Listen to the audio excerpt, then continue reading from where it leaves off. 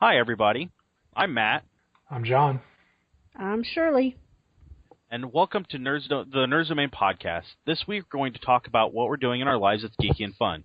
We have a topic or two beyond that as well. Let's go ahead and get started. So we're down a guy tonight. Jesse's got a birthday and wanted to go do birthday things. Jeez, So- Jesse. So it's me and Shirley and Johnny tonight. So guys, what have we been doing lately? What have you guys been doing that's geeky and fun?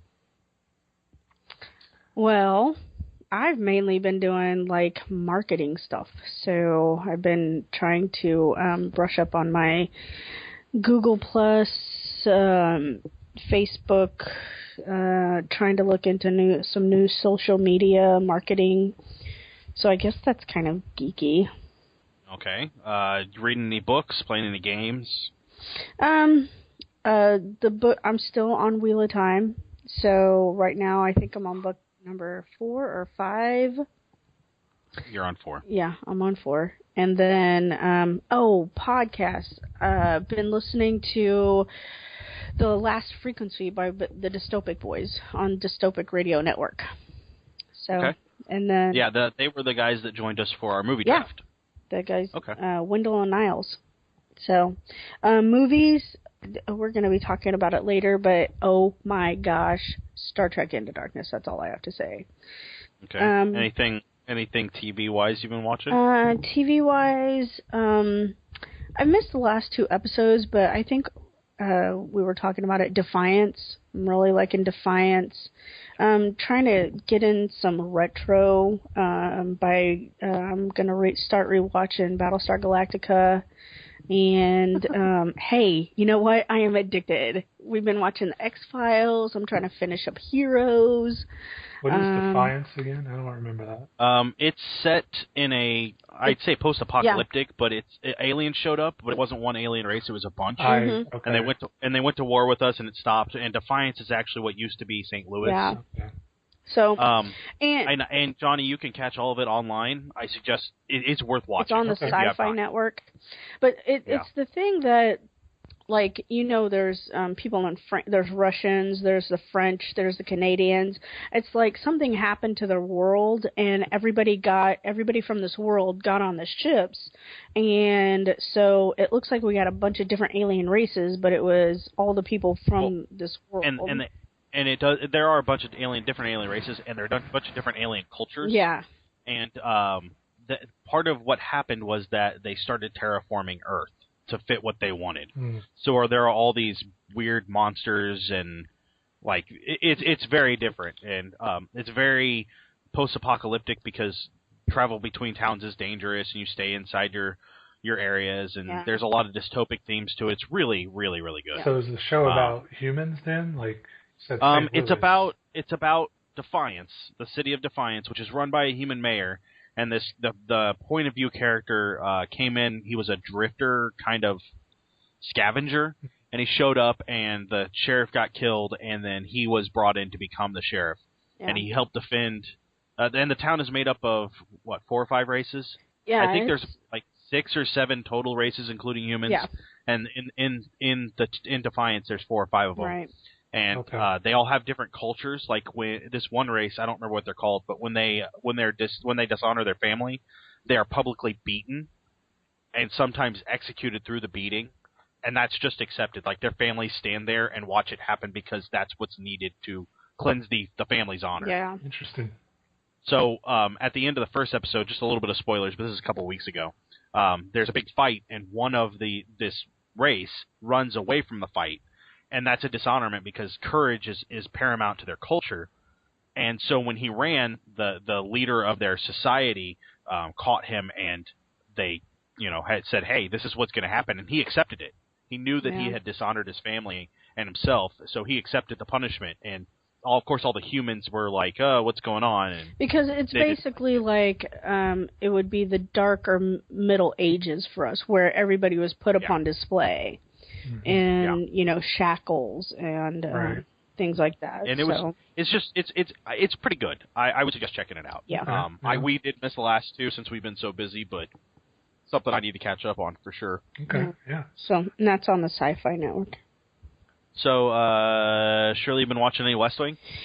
Oh, yeah, and West Wing. Good night. Okay, so West Wing... Because Johnny and I haven't heard enough about West Wing, right, Oh, Johnny? my God. I hear a lot about West Wing. I enjoyed the show myself. I hadn't watched it, and decided I wanted to start watching it, because why not? Because I love American President. Like, that is one of my favorite movies of all times.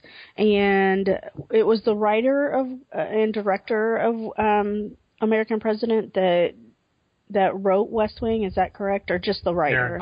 Aaron Sorkin. Yeah, Aaron. I don't think he had anything to do with American President. Oh. Well, you know what? Keep talking, because I'll go look it up. Because I thought that I had read somewhere that they made American President, and then from that show came the idea for West Wing. Oh, she's right. And they Aaron Sorkin. Yeah. Aaron Sorkin wrote. It was Rob Reiner that directed it, but Aaron Sorkin wrote American President. Cool. Which is kind of awesome, because it's I didn't realize that. So I was wrong. Holy crap. Well, then that makes sense. Yeah. So we've been watching a little bit of that. Shirley, been any new apps besides Top Hatter? Not really. I really haven't been paying very much attention to my Fire or my iPhone lately. I've been really busy, trying to get our marketing off the ground and stay on top of, mainstream and technology that's coming out for that. So I really haven't, except for Top Hatter, the app that I just reviewed. I don't have anymore. I'm just playing the old apps that I've had on here before, which is, Dice with Buddies, which I really like. That's one of my top 10. Dice with Buddies, I'm going to do my top 5. Dice with Buddies, Dragon Vale. Oh my gosh, I love this. You have that Dragon Park, and I did a review of that. Okay, I'm going to do my top 2 because I just did a brain freeze, and I don't know. I can't think of the rest of them that I play. But the 2 that I've been playing the most over the past week is Dragon Vale and Dice with Buddies. So. Okay. All right. Well, Johnny, what about you? Books or movies or games or what are you doing? Reading. Movies. Seen a lot of. You movies just got a new. lately. You just got a new to you tablet. How are you not reading stuff?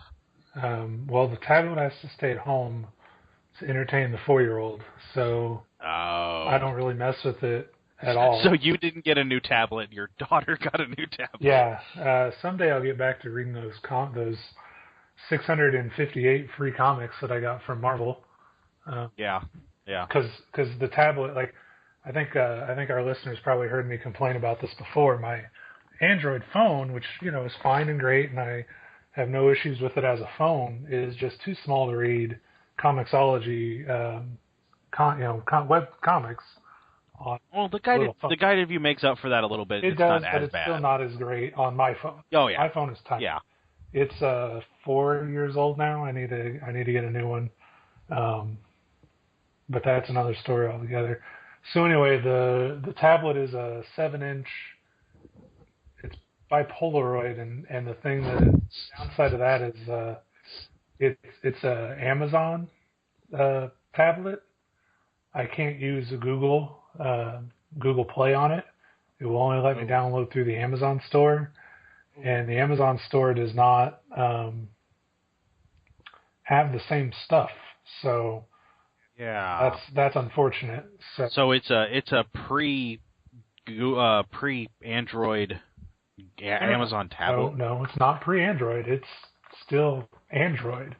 Android is its base system, but it is put out by Amazon.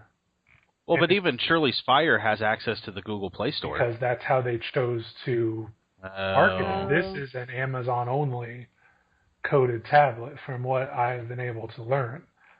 So it will not allow me to install Google Play on it. We've even tried to do it illegally. People have put the Google Play program online, and you should be able to load that on the tablet and go, but the tablet recognizes the program and will not let it activate. That's weird. So I was all excited when I got the tablet because there are, D&D applications. I could put my character sheet on there and, run my character sheet off of that, which I could do off my phone, but the tablet was going to be bigger, more fun, and it doesn't work that way. And the program I want to use is not on Amazon App Store, so the tablet is not for me. I mean, I read comics on it when I have time, but it's not mine. It's my daughter's, which is fine. So you've not been reading any books? I have not. I've not been reading any books at all. It's sad. I kind of feel bad, but I just don't have time. So I have, however, gotten to see 4 movies in the last 2 weeks. So that was kind of awesome. Iron Man. We went to a local drive-in here in Indy for the Iron Man, Pain and Gain, and Great Gatsby. So I forget. I think Pain and Gain is not on our. Was the it didn't make our list because we were like recording the week it came out or something. So we decided to leave it off. So I saw Iron Man and I saw Great Gatsby. Those movies were great. Loved them. Everybody should go see them. Baz. Oh, and now I've forgotten his last name. Luhrmann. Baz Luhrmann. Yeah, Baz Luhrmann, the director of Great Gatsby. Moulin Rouge, Romeo and Juliet, and probably other things. But I'm only just discovering that I like this guy. Although I loved Romeo and Juliet with Leonardo DiCaprio as his re-envisioning, making the swords into guns, but calling them or branding them as rapier and sword, and it was just amazing. All the visuals in that movie were amazing. Moulin Rouge, I love the visuals. The story is just kind of blah to me, but I don't want to put it down because it is good. It's just not the best. But Great Gatsby, man, it was amazing. I was drooling. I love you guys know I love the Art Deco 1920s stuff, and the way he blended modern music into those visuals, we remixed modern music with the jazz, and then the visuals were just stunning. Like, I was leaning forward in my car seat, I was in the chair of my car because I had to fill my field of vision with the screen because it was that awesome. I highly recommend those 2 movies. Iron Man 3 was just a great ending to the trilogy. That's what I'm told. It's going to just be a trilogy with Robert Downey Jr. There's a lot of talk there. Right, but that movie was good. Great Gatsby was great, amazing. Everyone go see it. It's not boring at all. Like, it's based on a book. People will say, "Oh, I don't want to go." Well, I'd heard a lot of negative reviews for it. Yeah, they're wrong. They're wrong. How much is it like Moulin Rouge?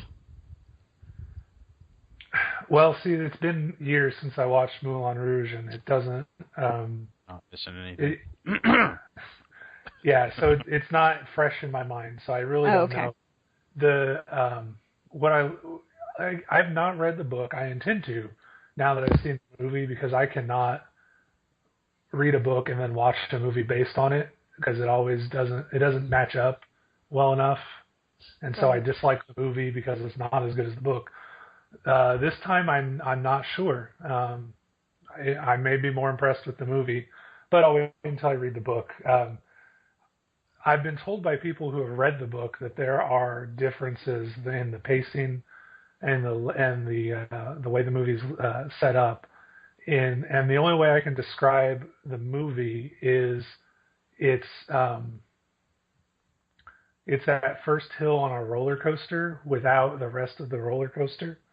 There's a slow build as you climb to the top of the hill, and once you hit the top of the hill, it's just this descent into the horrors of humanity, and not the horrors, but the downside of humanity, and like everything spirals out of control, and then the story is over. But I loved it. I mean, I loved every minute of it. It was great, but it was just this. You see this rise of Tobey Maguire's character as he meets the Great Gatsby and gets involved in his life, and then it hits a point and everything is just downhill real fast. Yeah. And so it's like one of those slides at a water park that just drops. Sure, yeah, that's a good example too. Except there's no line, so you're just climbing the steps. And then you go on the slide, and it's like, oh, this is fun. Ah! Yeah, and then you're done, and you're like, wait, that's it. Oh, but at the same time, it's satisfying. Like when it comes out on DVD, I'm buying it. It's gonna happen. So, and then of course today I got to go see Star Trek, and my mind is. We'll hold off on that for later. That is amazing.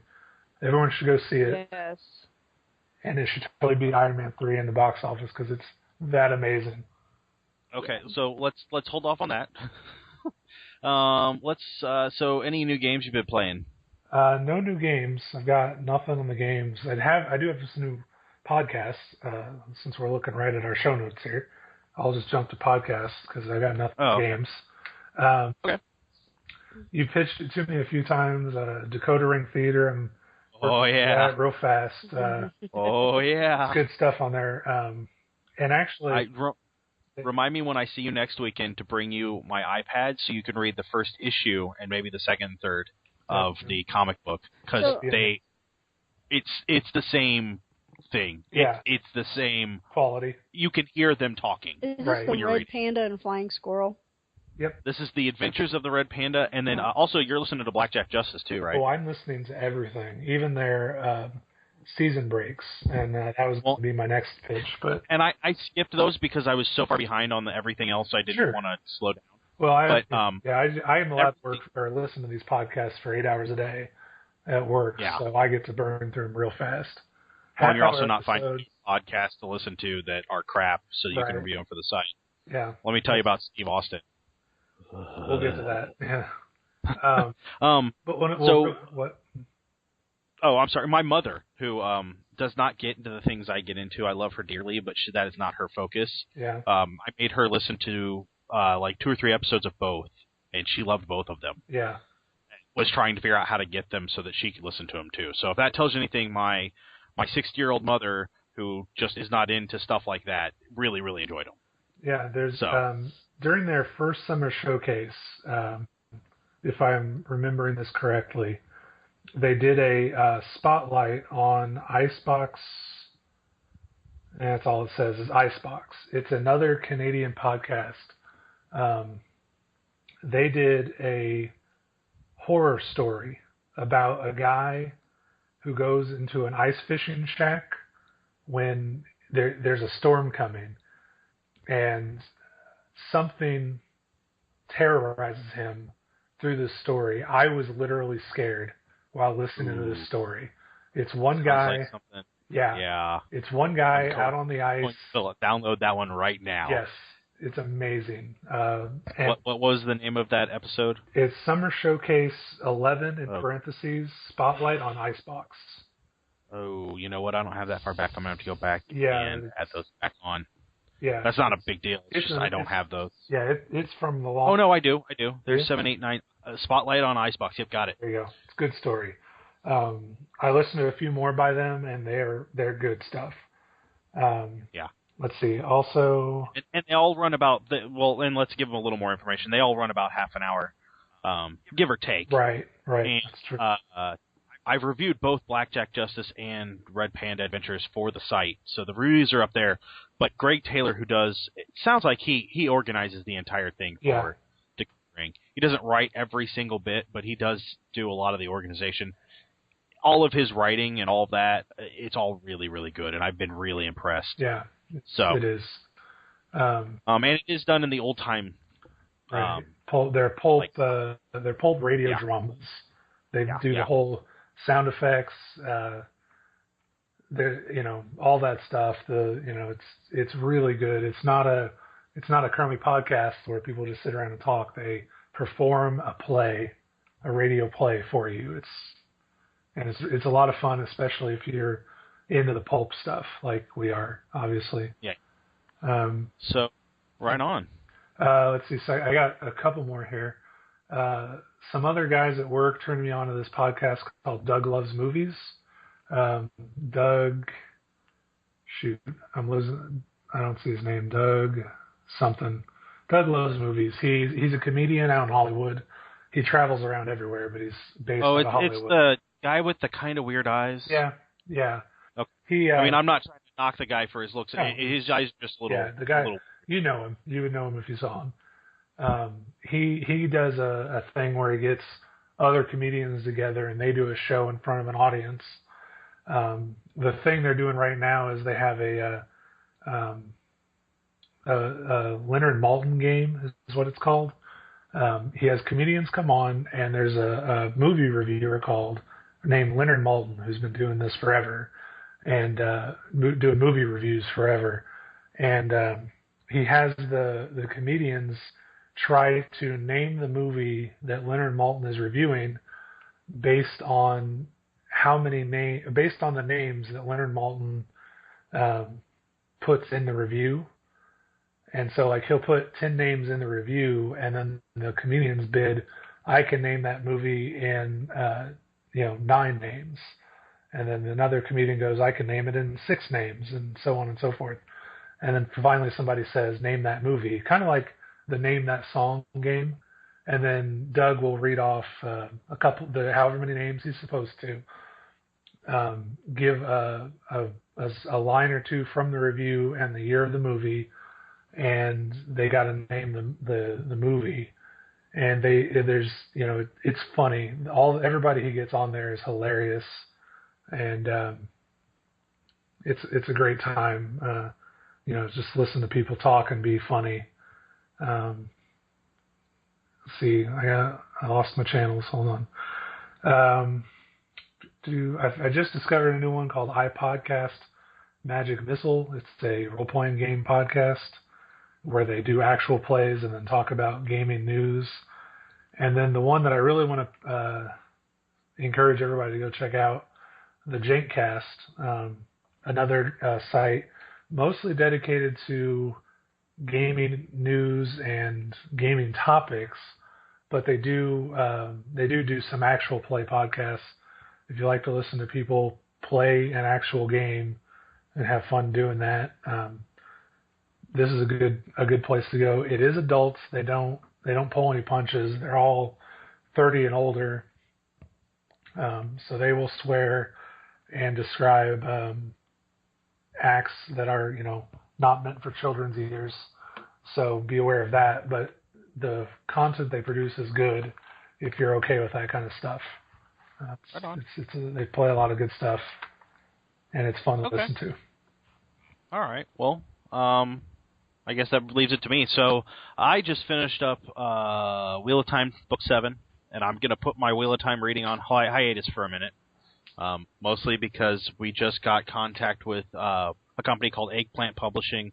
They've sent me one of their books, and I should be getting 4 or 5 or 6 more sometime soon. So the first book wasn't very long. I've already finished it, but the others are going to bog me down. Plus, I'm kind of behind on some other stuff that I should be reading and, preparing and learning so that I can do a good podcast in about a month or 2. We'll see. Right. And then speaking of actual play podcasts. Yeah. Speaking of actual play podcasts, you'll hear our ad here in a few minutes, but we did start a Kickstarter, so we are ramping up for Call of Cthulhu, Masks of Nyarlathotep play podcast, and it's going to be a lot of fun. There's tinyurl.com/nerds domain masks, all one word. And then movies, I've been watching a lot of West Wing. We watched some X-Files. I'm all caught up on Community. Went through all of that again. What else have I been watching? Man, I'm really looking forward to the next Criterion Collection movie because this one's in English, so that'll be fun. We played. I bought Sentinels of the Multiverse for games. I bought that. We got to play that a little bit. I was kind of excited about that. That was really awesome. I'm glad I own it now. Now I just have to buy all the stupid expansions. I guess that's something. Yeah, when I say I've been playing games, I have been playing a lot of games, but I saved them for my reviews. Yeah. Well, and we played King of Tokyo, and then I watched the very beginning of Will Wheaton play King of Tokyo the day after you put your review up. Oh, yeah? That's when it was released. So good timing on that one on our part, Yeah, I guess. I guess. And then I've been listening to a bunch of new podcasts, but those are mostly for reviews. I'll give you a quick rundown. If you ever see someone who you like to watch wrestle, and his character was a hick, and you really aren't into listening to hicks talk, don't download his podcast and think it might be good. Wow. It's not. So I downloaded the Steve Austin show, or as he was known when he wrestled, the Stone Cold Steve Austin, and man, it's well produced, and I'm sure there's an audience for it, but I am not that audience. I am not that audience at all. At all. I couldn't be less of that audience. I could be. I take that back. I could almost not be less of that audience. But I did download and listen to a podcast called When Nerds Collide, which I then guest hosted for their 9th episode that just came out last Saturday or Sunday. So one of their guys was out, and I offered to step in, and that was a lot of fun. We talked about comic books. It's a big comic book podcast. Talked about comic books and awkward moments, and I'm sure Johnny and Jesse. I'm sure Johnny and Jesse, or Johnny and Shirley, have already downloaded and listened to it. Yep. I'm sure Johnny and Shirley. Shirley, did we lose Shirley? I don't know. Hello? Says she's Hello? online. There she goes. Yeah. We're talking. Are you here? Yeah, I'm here. Oh my gosh, you guys have not heard a single thing that I've said the past 15 minutes. No, because you muted and didn't unmute. Oh my goodness. Yeah, you've been quiet Seriously? since we got done talking about your stuff. Here at the Nerds Domain podcast, we're super, super professional and don't ever make silly mistakes. Oh my gosh. It's all right. Because I was like justified and you just kept going and I was like, Justified, so he's you're not right. going to acknowledge me or what? I finished season 3 of Justified, and I haven't watched season 4 because it's not out yet. But anyway, so I'm sure Johnny and Shirley have both listened to When Nerds Collide. Johnny has. Shirley, you downloaded that episode, right? Yeah, sure. I and did. listened, The one with you in it? Of course I did. What? I remember you talking about that one thing about, gosh, what was that? Comic books. Just say comic Yes, books. comic books. That's You one. can safely say Wolverine or Batman also. No, I don't believe Wolverine really came up. I talked about Colossus's love of Wolverine. Oh, that's right, in the Ultimate Universe. Never mind. I forgot about that already. So there's those, and then I'm listening to a couple others. I will say I've also learned something else, that if I listen to certain podcasts at 2 times speed, it actually improves the podcast. Wow. Oh. There's one where the guy is... it is on the podcast app on iOS. And it should be on Downcast, which is available for Droid. I know you're not using that, but... Downcast? Is that one of those pay ones? No, Downcast is free, I believe. Oh, well. I like this Podkicker. I guess that's an app I could have talked about. Podkicker. That's how I listen, and it does everything I want it to do.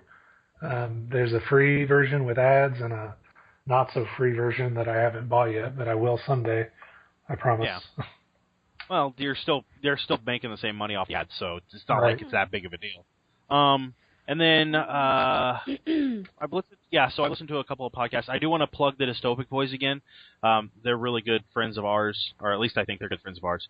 They're willing to come on our podcast, so we're going to count them as friends. Yes. They're really nice guys. I didn't know we were talking about comic books. We aren't talking. No, I see. Like it said, highlights of the month in our notes, and it says etc. at the end. I am reading Lady Death again. Oh, so yay. Whatever. And then for apps, I just downloaded Candy Crush. Oh my gosh, there's something in the programming. It's making people addicted. Where like somebody's getting ready to take over the world. I'm serious. I honestly I can see why it's addicted. I don't think it's going to be a problem for me, but whatever. And I also purchased and downloaded GarageBand, which is kind of awesome. Oh, and also Sing from Spool. What is that? It's kind of... You watched me play it. It's the same people that make the Magic Piano where I play the song. Oh, right. It's karaoke. Johnny, the Sing is almost karaoke, but you have to pay to get new songs. Which is kind of lame. But it's kind of interesting. I don't think I downloaded anything else new. I downloaded a soundboard that we can't currently use. Why not? Because I because I don't have the right setup. Oh, okay. Stink. And the only sound bit I have is us saying "hooray." Hooray! Hooray! And yeah, I have a cat piano. I love that app. But we did get I got a huge stack of free comic books at Free Comic Book Day. Yes. So that was awesome. I love Free Comic Book Day. So that's, did you like that's the kind of steampunk one? Which one? Steampunk? There were like 8. There were at least 2 that I've already read. I read the Steampunk Wizard of Oz. That was interesting. I kind of like it. It was. I was less than thrilled with it, only because it stopped before anything really happened. Like. Yeah. Well, yeah. But it's a Free Comic Book Day. But that's Free Comic Book Day for you. I loved the Atomic Robo one. Well, yes, the Atomic Robo is amazing. And then the other one was something B, Plan B, or B. I don't know. It's slightly smaller. But it was good too. I don't remember if I read all or not. Probably not, since I don't remember. But yeah, so I think that will wrap up our little last bit of our month. So we're going to take you guys into our ad break. And right after that, we're going to hear from Jesse, since he couldn't make it because he's lame. Lame-o! So we're going to we'll be right back after our ad and then our other host speaking. So, hello everybody. We just wanted to drop in here real quick and let you know about our Kickstarter. We here at the Nerds Domain are so pleased you're listening to this podcast. I wanted to let you know about this excellent idea we have for another podcast. In fact, an evil play podcast full of mystery, intrigue, danger, and delightfully loyal cultists. But to create such an excellent podcast that our faithful listeners deserve, we really need to enhance our recording equipment and setup and feed our loyal cultists? And it would help to have our costs covered with this newest endeavor. This is where you come in. We need the help of our fans and listeners. Yes, this means you. We have a great ensemble of players that are making up a great ensemble of characters. So head over to Kickstarter.com and search for Nerds Domain, or you can go to tinyurl.com/nerdsdomainmasks. All of that's one word. Oh, let us know if you like what you see by supporting us at any of the contributor levels. If you like what you see, one of our greatest things that you can do to help us succeed is pass the word around about our Kickstarter to all your friends and family. I cannot express how delightfully excited we are to get this Kickstarter moving and get this game out to you, our loyal fans, listeners, and followers. Thank you so much for your support and for checking out our Kickstarter. Feel free to let us know what you think by emailing us at nerdsdomain@gmail.com. Now back to your normal episode. Hey, Matt, are you okay over there? Hi, this is Justin. Sorry I couldn't make it to the meeting today, the podcast. I figured I'd go ahead and call in with my ideas upon the topics that you guys are planning on discussing. First, under favorite RPG memory, that would have to be the first character I remember rolling up on my own. It was a wizard who had 1 hit point, named Jinx. I also happened to be the only person who could speak Drow, and an army of Drow happened to appear before us. The only thing I knew about wizards were they were pompous, so I said to them, "Come at us," and promptly died. It was the shortest-lived character I ever created. The next subject appears to be favorite director. This one was a hard one for me to narrow down to just one. So first off, there's Sergio Leone. He's a spaghetti western director. He did such movies as The Good, the Bad, and the Ugly, Once Upon a Time in the West, and A Fistful of Dollars. There's very little I can say about it that's not positive. I like a good western, and the Italian westerns were some of the better storylines And they were definitely more graphic than the ones we did here. Because I do like graphic movies, another favorite director of mine is Quentin Tarantino. He just recently did Django Unchained, which had a very spaghetti western feel to it. And he's honestly done something he's never done a movie I haven't enjoyed watching. Another person who's done a movie that I can honestly say I've liked everyone he's done is Woody Allen. It's a little off in left field, but every one of them has broken me out in hysterical laughter. The last subject is the first fantasy novel you remember reading. I have a bad memory, but the first fantasy novel I fully remember reading, it might not be a novel, but was Green Eggs and Ham. Other than that, I do remember A Wrinkle in Time and The Lion, the Witch, and the Wardrobe being tossed in somewhere in my early years. I'm not exactly sure where. The first fantasy novel that I read outside of school was The Iliad.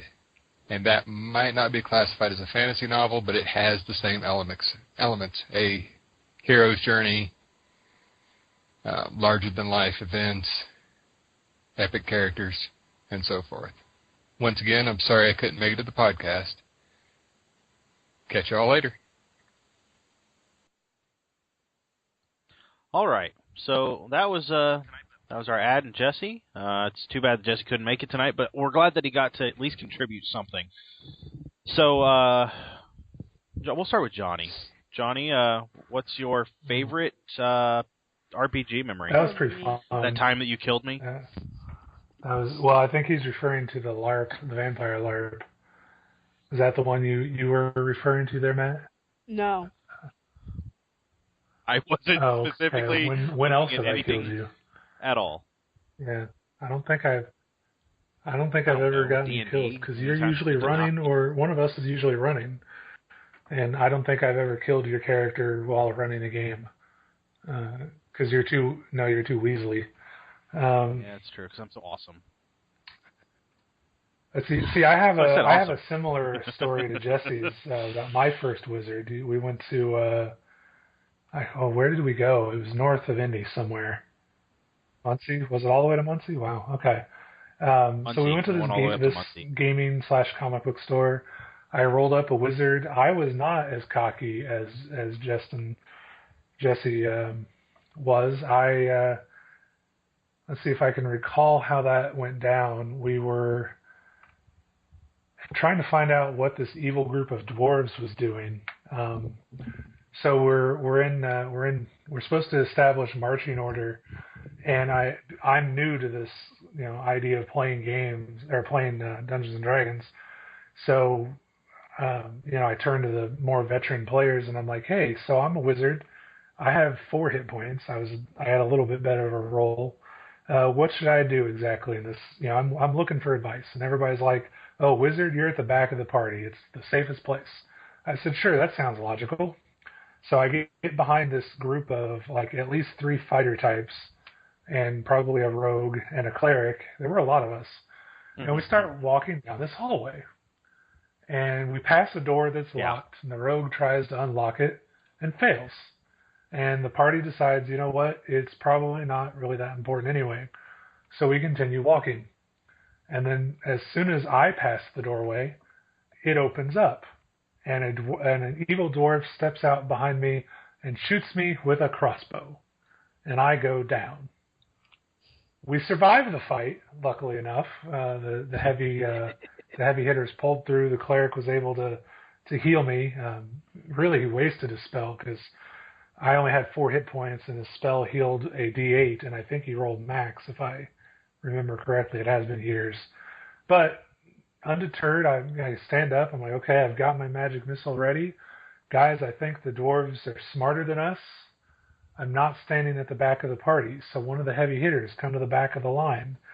I'll stand in the middle. So we turn the corner. We start walking down another hallway. About halfway down, the walls on either end of the hallway drop, and 2 doors in the middle of the hallway, again, directly next to my character, open up, and a badger jumps out of one side, and a dwarf with a crossbow jumps out of the other. My character did not survive the night because of that little scenario. So that was fun. And, my wizards are all a little cagier now because of that, I imagine. So, I guess it was my first real role-playing experience, so it's got to go up there as as one of my favorites, if not the favorite. All right. Shirley. Shirley, what do you got? Well, we're going to just hit the favorite RPG first. So yeah. So Shirley, what do you got? Sure. Let's role play.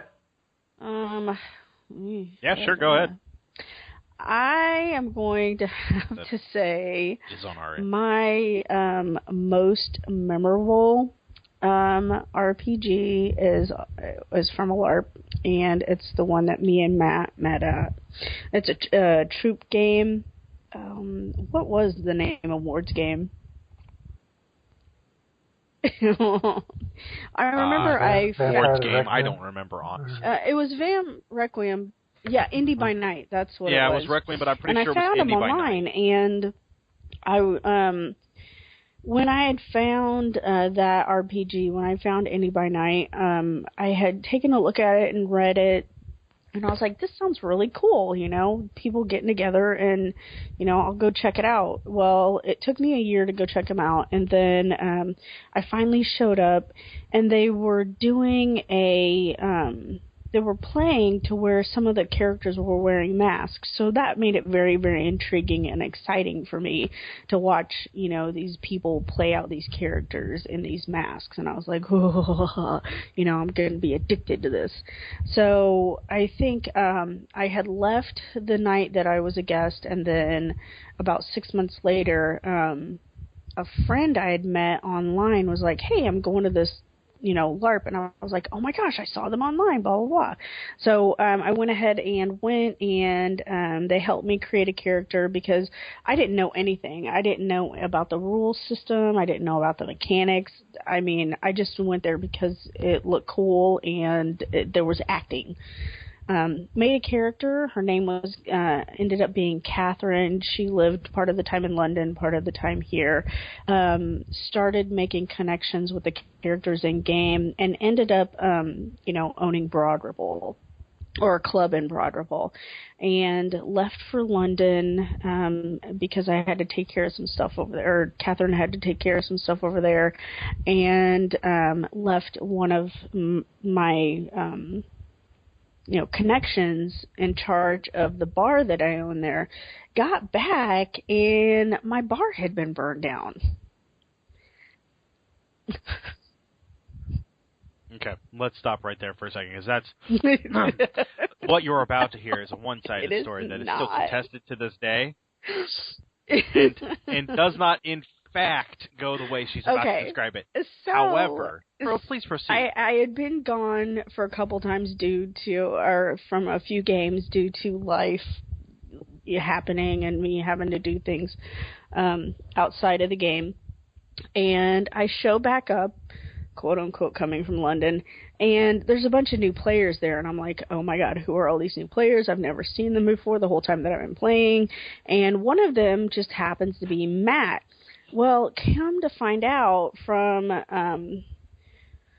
the guy who was watching my bar that Matt is the guy that burned down my bar along with his friend, which Scott Toriano played. I can't remember. It started with a V. What were your guys' names? Venari? Yeah. It's not Vitar. It's not. No. It was anyway, something close. So I get to this game, and I can't remember Liam's character's name, but he's telling me all about this, and I am. Stop it! I am like livid. Like I have bodied Catherine at this moment, and I am livid. And I walk up to Matt's character, and I just lay into him, and we are screaming literally at the top of our lungs at each other, and going back and forth to where all of the other characters the players in the room were just like, whoa, what's going on? Are we going to have to call the police? And we ended our scene. And even the funny thing is we had an offshoot room where, people went and made the characters, like the people that ran the game, like came out of that room to see what was going on. And that's how loud. But anyway, that's my favorite memory, my RPG memory and that's how Matt and I met, me walking up to him in character and just screaming at the top of my lungs at him. And I basically, at the time I didn't know it, but Matt, your character was like so much stronger than my character, and he could have like just incinerated me right there. And I told him that this was my city. I was here before he was. He didn't belong here, and basically made him back down. So whatever. So you've heard how it could have happened, much like Clue. This is how it really happened. So what had actually happened was that the person I had never met Shirley because the game before I started, she disappeared. She's just stopped showing up. She had personal stuff, and it happens. I was handed the city as prince because everybody else essentially said 1, 2, 3, not it, and there was no way my character could understand there not being a prince. It didn't make any sense. So I stepped into that role, got the proper support I needed, and took the city. Another player, Liam, whose character name I don't remember because it really was not that important, he was a complete jerk about everything. And I told him that he would figure out what's going on or there would be repercussions. I forget what the dispute was, but it was territorial, and I believe it was Broad Ripple, but I don't remember. Broad Ripple's kind of a drinking area here in town. Right. So for vampires, it's kind of big because that's where they can go and feed easily. So I didn't burn the bar down. That is very key because I can still show you the emails that say exactly what happened. I had my child, the one of the vampires I had embraced, not Scott Troiano's character, go and trash the place. That's it. That's it. Not what I heard. Nothing else. A couple $1,000s worth of damage. Mm-hmm. Again, Liam might have exaggerated that a lot. So we trashed the place, and as this woman came and started screaming at me, I didn't back down. I told her that she had the options of accepting me as her prince or getting out of my city, and she said, "We'll see." And she walked away. Happened. There wasn't a back down there. There was, those are your two options. Unfortunately, the next game, some out-of-character stuff had happened, and we were going to lose our storytelling staff, and I made arrangements to step back away from my character so that I could help run the game. That's why Shirley's under the impression I backed down, because the next game I did discuss handing the city to her. But that's not the way it actually happened. So, I guess my favorite RPG we're gonna because it's not stick to the history instead of the herstory. Whatever. Yes, yeah. So, imagine, if you will, that we are in Forgotten Realms in Dungeons & Dragons. I am playing what is called a Warforged. So I am a living, constructed being. Hammerstrike. And my name is Crag Hammerstrike. Crag is his first name. Hammerstrike is his last name. Because he carries a Crag hammer. It's very simple. So imagine, if you will, that some gnomes had gotten out of hand and had stolen something, I think. I don't remember. And we had been tasked as a group to go track them down. So we find out, finally, that they're in an inn. So we go upstairs, we go to the end of the hall, and I kick in the door. And there's no one there except for two drakes. But the window's open behind the drakes. So what do you think I would do but run and jump out the window to go find the gnomes? There was also a rope, so it was even more viable that they could have gone out that window. So I dive out the window, down 2 stories, get hurt really bad, climb back up the rope, fight my way past the drakes and into the room where the gnomes were hiding the whole time, because it turns out gnomes can go invisible. That's not the way I my remember character it, though. didn't know any better. Because I was there. I don't remember my character. What was my character's name? Oh, my gosh. Sapphire. Okay. So we're warning him. Sapphire. We're like, hey, don't, we got to check this out. No, we got to check this out. Don't. No. There's a rope. And all of a sudden, window. He's kicking down the door. And if you could imagine this Warforged running down this hall, this wooden hallway, kicking in this door, looks left, looks right, and then 2-3 steps and jumps out the window because that's what he thinks has happened. I leapt clear over the drakes right out the window. It was amazing. The best thing I've ever done. The second best thing I've ever done. There's another story, but it involves Johnny's character. Or there's two other stories. One of them involves the same character, and one of them involves Johnny's character. But Johnny might have tweaked the rules just a little bit to let me do something I probably shouldn't have been able to do. Jumping off the flying ship, ripping wings off the demon, and flying back onto the ship? Yeah. The charge rule, and it's up in the air as to whether that works that way, but it was awesome, so I allowed it. Plus, you had no other way to kill the demons flying alongside your airship, so you would have gone down. Yeah. Well, and then there was the game with Crag where we got stuck in a horrible combat because the guy running the combat was a jerk, and I knew we were all going to die, so all the rest of the party ran while I stood and fended off the things that were killing us. And that was with Butler at HoosierCon. But Scott was there too. So I spent all of my own personal healing abilities, plus got healed a couple of times. The party ran, they all survived, and I died. And I felt like it was the best death I could have gotten with that character. Helping his friends escape while he held off the evil. Just was awesome.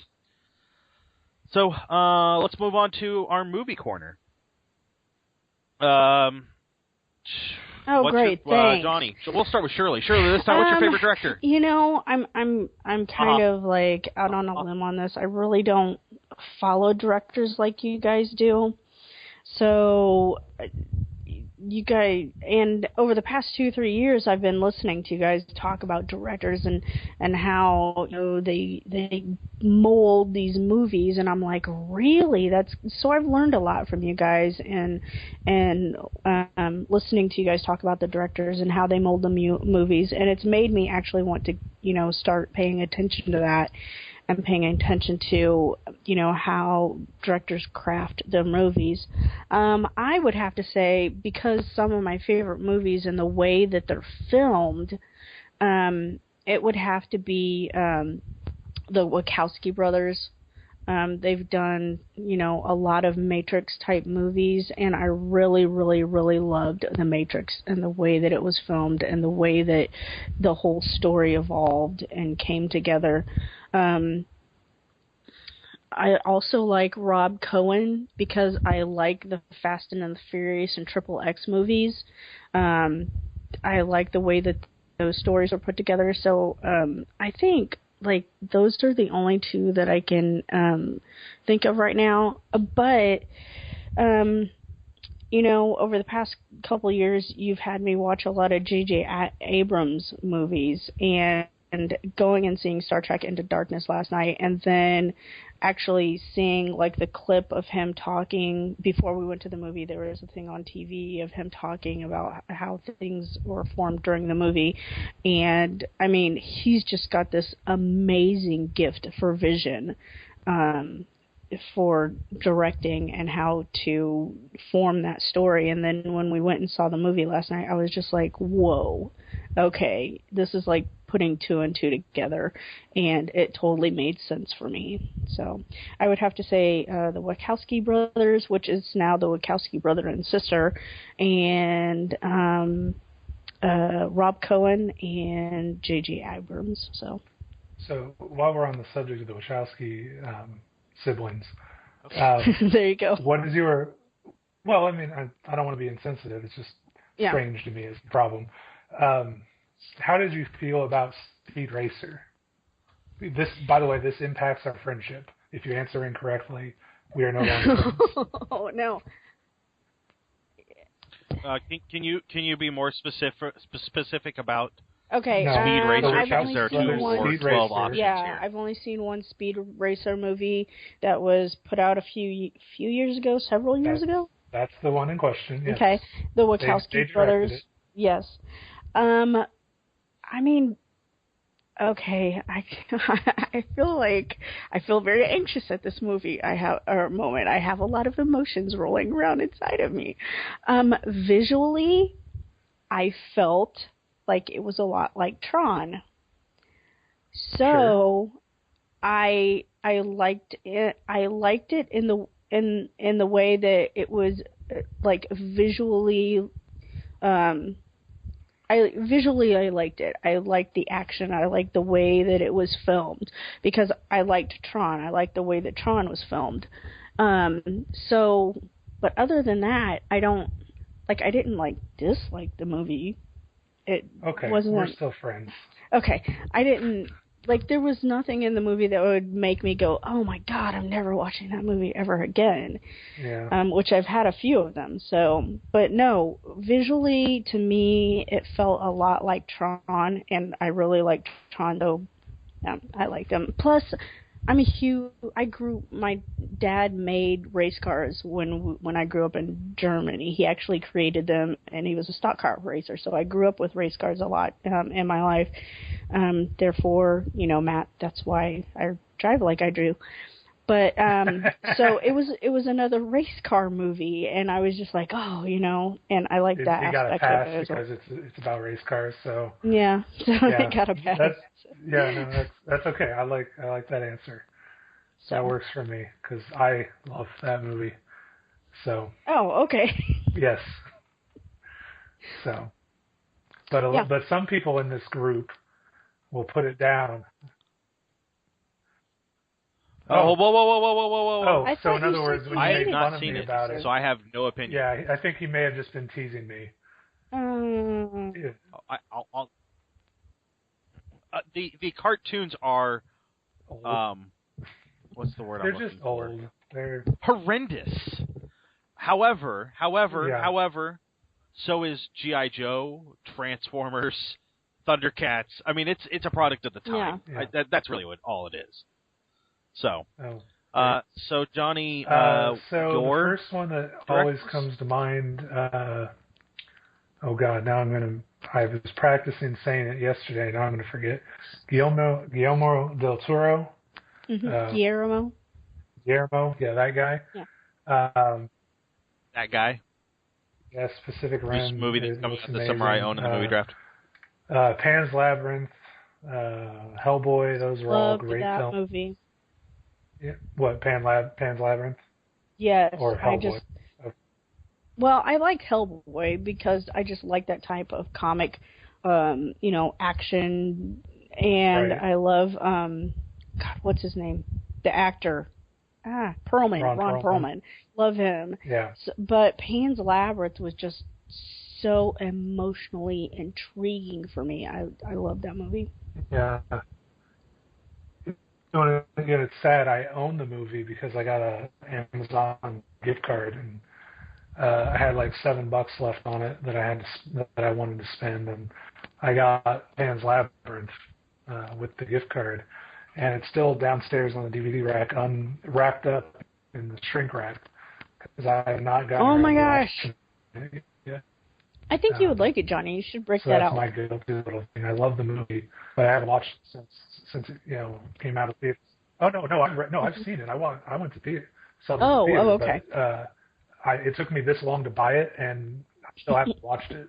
I've owned it for like 6 months, and I haven't watched it. It's ridiculous. Number 2 on my list. Yeah, I'm not against that movie, but it is. Hello. Oh, I was. Yeah, go ahead. I didn't know if you were hearing me. You're not against Pan's Labyrinth, but it's what, different? Just weird for you? It's weird. It's very. Yeah, it's very. It's very. Surreal. What's the words I'm looking for? Twisted. Yeah, it's twisted and surreal, and I'm not surreal. knocking it. It just gives it a very weird feeling, and it's not hard You know to follow. what? It's And what I just thought of, what I just it's just realized. weird. I mean, not that we're talking about Pan's Labyrinth, but if you take all the action and everything out of Sucker Punch, like the feeling of Pan's Labyrinth and what just Sucker Punch the story would be like, it kind of has the same feeling. Oh yeah, and which is funny that you mentioned Sucker Punch, because I was about to go into number 2 directors, Zack Snyder, who did Sucker Nice. Punch. Yep. Yeah, so way to read my mind on that one. Yeah, so and then I don't know. I could name. I mean, I love Abrams' Star Trek, and could go on for hours about that. So we'll save that for the next, the show when we record that. Which actually you're probably going to hear the other way around. But So did you realize that yes, which is Wow, Del I Toro didn't know also that. did Blade 2 of the, and is doing a Right. movie called Didn't he Pinocchio do, that is in pre-production right now? He's getting ready to do like Werewolf or Frankenstein or something like that.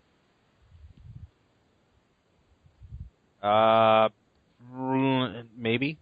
I don't know. He's Huh. getting ready to do an Incredible Hulk TV episode. And Hellboy right. 3 is, of course, rumored. They, I'm sorry, I'm looking at his he IMDb. swears that he's got Justice League Dark in the works.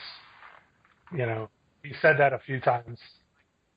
If anyone can do it, he can. I could get behind that, but they're going to have to put out Justice League. Well, I mean, there's a couple other people I think that could do it well. Yeah. But I think I he's just question whether best it really at is potentially do it well. Really going to happen. So, wait, Hobbit. Why is Hobbit on here? He was involved in the Hobbit, which you still. I think. It's on his on Guillermo del Toro's page. Where are you seeing Hobbit is He on was anything? known for Pan's Labyrinth, Hellboy, The Hobbit. Yes. He's writing Hobbit. On The Hobbit. He was Nice. a writer on Hobbit 1 to it. Yep. He's also a writer for. Well, he wrote Mimic He executive and then directed it. Kung Fu Panda. No. Yeah. Yeah, I saw that, which makes me like him even more. Hate to say it that way, but that's the truth. All right, well, so those are yours? Okay. So I was thinking about this, and I looked up J.J. Abrams while you guys were talking, and then I realized that J.J. Abrams did... Where'd it go? Well, first I was looking at his producer page, and I thought he did Cloverfield, and I'm glad that I was wrong. You just said that, yeah. He was a producer on that. He was not a director. Yep. Yeah. He did Super 8, which was really, I think, if you really remember when we watched the little tidbit before we went to the movie last night, Super 8 is based on a little bit of his childhood experience. Kind Not of the his monster, life. but Yeah. So I can get behind Abrams, but he's not one of my favorites. We'll see how he does with Star Trek 7. But that's what I meant. Yeah. Jeez. But honestly, I have to say, looking at film lists, my favorite director is Steven Spielberg, and I know it's a little cliche, but let me give you my reasons why. Raiders of the Lost Ark, E.T., all of the Indiana Jones movies, all of them, every one of them. Jurassic Park, Schindler's List, Saving Private Ryan, AI, Catch Me If You Can, The Terminal, Minority Report, War of the Worlds, and then there was Lincoln, and just that list of all these great movies that I wish I owned or wish I could watch again all the times that I want to watch it. They're all classics, and his list of crappy movies is not very long. I mean, there are some on here, like the fourth Indiana Jones movie, but the majority of these are not just crap movies. They're good. And I've been very impressed with what he's put out, and the more I look at it, I have to get behind him as a director. And my other favorite director would be Rupert Wyatt. Ooh. who did Rise of the one? Planet of the Apes. I love I love the Planet of the Apes. It's one of my favorite movie series. The 70s and 80s ones, the first 5 are kind of corny and cheesy. Tim Burton did a pretty good job with the new one. It didn't go over as well as it could have, and there were some parts of it that were kind of bad. You said Tim Burton. Why did you say Tim? Like you were referring to the Mark Wahlberg? Yes. Planet of the Apes? Yeah, okay. Yes, Tim Burton directed that. Well, you switched gears on me because I believe wrote it too, if I remember. The one with James Franco, and then you. Yeah. Okay. Well, I went back. So the first 5, the Planet of the Apes, Beneath the Planet of the Apes, Escape from the Planet of the Apes, Battle for the Planet of the Apes. I missed one. Conquest, then Battle. Conquest of the Planet of the Apes, and then Battle. Those are the first 5, all in the same storyline. They were good. They got cheesy and crappy as they went on, but they were still pretty good. 2001. And then Tim Burton made his in 2000, 2001. And it was like I said, it's not great. It was pretty good, but Rise of the Planet of the Apes was just hit everything so right for the series. You know, it shows all these great things, and I'm really excited about it. So that kind of those are my directors. I will say I am very excited about Ron Perlman and Del Toro getting back together. Because they're both Ron Perlman is in Pacific Rim with Charlie Hunnam, the guy that plays the guy that's on Sons of Anarchy with Ron Perlman, the main character. Yeah, the main character on Sons of Anarchy. So, and he's the main character in Pacific Rim. So I'm really kind of excited about that. So that's gonna be awesome. So let's go ahead and wrap this up with Your turn to go first. First fantasy novel, and I will go first. My first fantasy novel has to be, sadly enough, what do you call it? The Lion, the Witch, and the Wardrobe. My mom read those to me when I was tiny. But my first fantasy novel that I actually pursued to read was Dragons of Autumn Twilight, for the first book in the Dragonlance trilogy. Really loved it. Really still love it to this day. Probably ought to go back and reread it because it's a classic. And I really think that that's what got me into gaming and all the things that I'm doing now. So, Johnny. Hello? Johnny? Did we lose? Did we lose you, Johnny? I don't remember. Yeah, I can see you. Now I can hear you now. Okay, so Shirley, what was your first fantasy novel? Hey. Don't count, so you have to go past those first 85. Oh gosh, what was it? Hold on.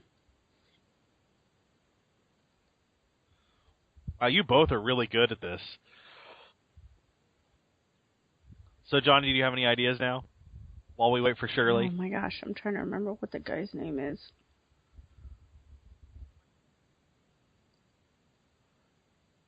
My first real big sci-fi book was, since we're going to vamp for time. Okay, go ahead.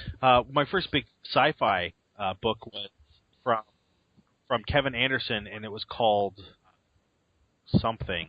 It was part of the Star Wars series. He wrote a trilogy, the Jedi Academy trilogy. So it was set after the 6th movie, and like 7 or 8 years, and he's setting up an academy on Yavin, and craziness ensues. Oh my gosh.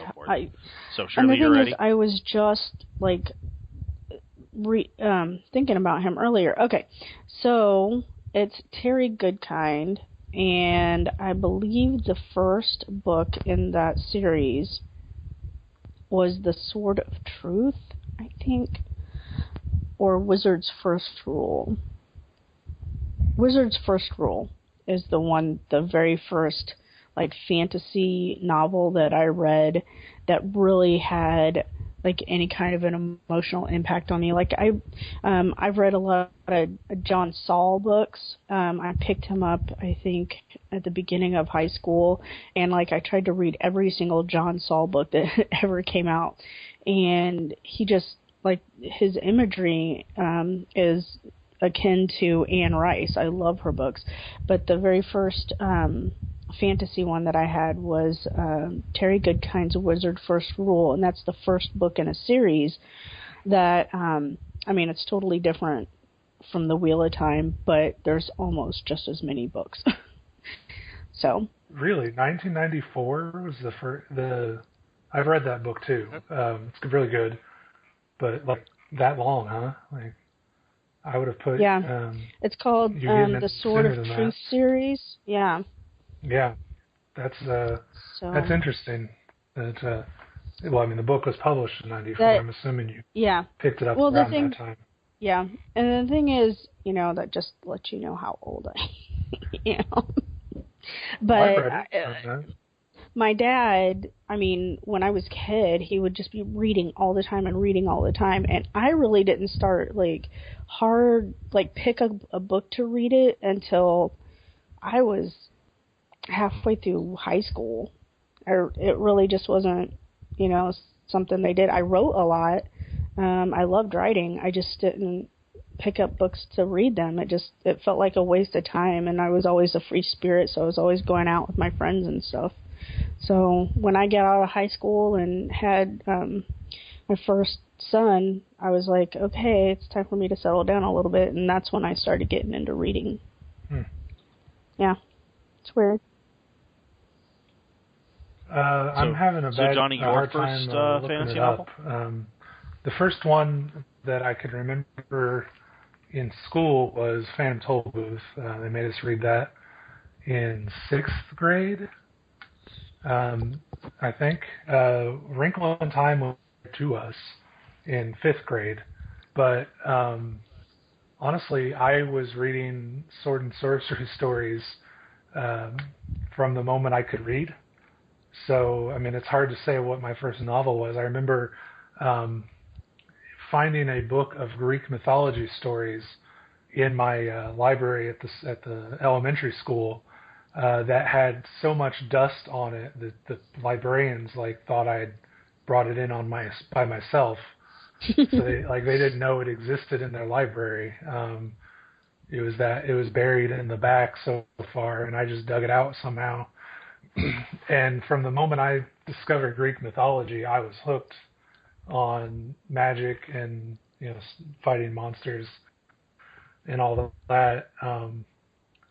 The first book I remember discussing with anyone else was one of the Dragonlance series, which I can't find the title of, and it's in my closet somewhere. It involved a red wizard trying to survive in a dwarven settlement. He got stuck there somehow. And the thing about Dragonlance is if you don't believe in magic, it can't affect you. And is it not Dragonlance? Am I wrong? Are you sure that's Dragonlance? Well, okay. Maybe I don't it was think definitely so, a D&D book. It had the Wizards of the Coast or Tor publisher. It was definitely Wizards of the Coast. But it was in the world that had white wizards, red wizards, and black wizards, which was where Raceland lived, which is Dragonlance. But I don't remember that rule that if you didn't evolved, believe in magic, it couldn't hurt you. But in this book, the rule was this was. You might have come in later. This maybe dwarven I don't know. settlement had turned into a kingdom by the time Raceland was around, and this was the establishment. It was a flashback, so okay. I think the rules of magic changed a little bit somehow, but this was the way this. Yeah, this was the setup. That's possible because that this world red wizard changed a lot. couldn't do anything because dwarves didn't believe magic could affect them. Because dwarves had a racial bonus to save versus magic. Since magic couldn't affect them, it must not be real. So he's going around trying to do all this stuff and help these dwarves, and he fights off all these monsters, and they're like, "We didn't see you do anything. You stood there and waved your hands. Meanwhile, 15 of our guys are dead now, and we killed a monster." He's like, "No, I cast a fireball at it. We didn't see that." And then the book ends with he tries to one more spell on the king to convince the king of the dwarves that magic is real, and he turns himself into a horse, and he can't do magic because anymore because the king of the dwarves disbelieves so hard he bounced the spell back on the wizard, and it was just amazing and convoluted. Yeah, and I'll dig it out and we'll talk about it again in the future. Yeah, because it's still in my box of books. Okay. So that was the first one I remember sharing with my friends at school. So I'll figure that one out and let you know about it. Yeah. Okay. All right. Well, I think that's going to wrap it up for us tonight. So that's it for us, I guess, on the Nerds Domain podcast. Thanks for listening. You can always send us an email at nerdsdomain@gmail.com, or you can catch us on Twitter. I'm at Quiet. Johnny is at Fool's Mask. Shirley is at SNEDS70.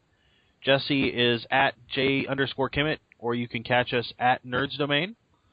You can find us on Facebook at facebook.com/nerdsdomain. And we want to thank Josh Shop for our music, as always. If you enjoyed our podcast, we encourage you to give us a review on iTunes and let us know what you think. We'll talk to you real soon.